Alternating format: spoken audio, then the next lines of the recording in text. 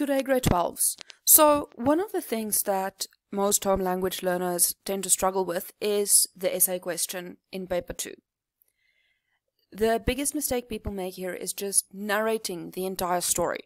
So, today let's just look at how to plan and write a proper literature essay. If you do this right, you can actually get full marks for it. So, let's see if that can happen. First, the planning and writing of the essay. Step 1, in order to do well in this essay, is you need to analyze the topic or question and write down key words, which show you what the question wants you to do. For example, it was Richard Parker who calmed me down. It is the irony of this story that the one who scared me witless to start with was the very same who brought me peace, purpose, I dare say even wholeness. So that's the quote, and then the rest of the task says, write an essay of 400 to 450 words in which you discuss the statement made by Pi at the end of the novel. Describe how Richard Parker changes from being a threat to Pi's life to being his savior.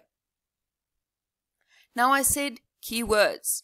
Your keywords here would be scared me witless, brought me peace, purpose, wholeness, discuss the statement, describe, and changes from threat to savior.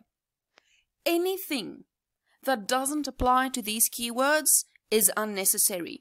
So in this essay you would not talk about Pi's religion, you would not talk about Pi growing up in Pondicherry, you would literally just focus on these things. Then planning your essay. You need to brainstorm the topic. So this means write down all the ideas that come to you and add incidents supporting your facts. You can't just write a bunch of nonsense, you have to prove your facts. Then draw a mind map of the main points and points which come out of these. Add examples and quotes to your mind map. And then these will eventually form the paragraphs of the body of your essay. Now when it comes to your mind map, I've seen so many mind maps that look like this. Life of Pi, what, why, how, when, who. And this is a waste of your time and it's not going to help you. The purpose of a mind map is not for your teachers to see that you tried or to impress us or anything like that. The purpose of a mind map is to lead you to write a proper essay. So let's look at this mind map. This is what, and this isn't even a strong example, you could make it so much better, you could add quotes at every fact, things like that. An example of the mind map, Life of Pi, Richard Parker turns from threat to savior. Then you have 3 arguments. Argument 1, companionship. Because of Richard Parker, Pi stays hopeful. He doesn't focus on the loss of his family, and it gives him purpose. He has to overcome challenges. The second argument there, he must keep Richard Parker alive. What do we learn from that? We can see he doesn't want to be completely alone, so that changes Richard Parker from threat to savior, and also keeping him alive prevents the tiger from attacking him. Which, if you look at the third argument, develops survival skills. Pi gains confidence and hope, and the skills he develops keeps him alive too. So there you have an entire essay. You just need to now elaborate on it. Your opening paragraph or introduction. The introduction should prove that you understand the topic or question and briefly state how you will respond to it. So you need to make it clear that you agree with the statement or not, but without saying, I agree with the statement. Refrain from using personal pronouns at all. I will get to that again later. Here's an example of an introduction. In the novel, not the book please, not the poem please, not the play please, the novel, Life of Pi, by Jan Martel. That is your start for a Life of Pi essay. Then you can continue, it is demonstrated and I say restate the question. So in this case it would be, in the novel Life of Pi by Jan Martel, it is demonstrated that Richard Parker changes from being a danger to Pi to becoming his savior. This statement will be proven as valid through the following 3 arguments, and then you briefly state your 3 arguments. From there on, your first paragraph again states your first argument, then you support it with 3 sentences and examples that you link to the argument you are making. What does that mean? Let's look at a paragraph example. So let's say your first argument is, Richard Parker's presence on the lifeboat gives Spy motivation to live, as he has a purpose. Your statement can be, Spy realizes Richard Parker's companionship allows him to stay hopeful. Then you have a conjunction, as, because, so. It prevents him, an example, from thinking about the loss of his family. And then you link the evidence. So you have a quote there, saying, he pushed me to go on living. And then you explain it. Since Spy has Richard Parker and the threat of the tiger to focus on, he cannot brood about what he has lost, and instead, his instinct for survival takes over. Then you can have a second statement, again with a conjunction, an example, link the evidence with a quote. A third example, a conjunction example, link the evidence.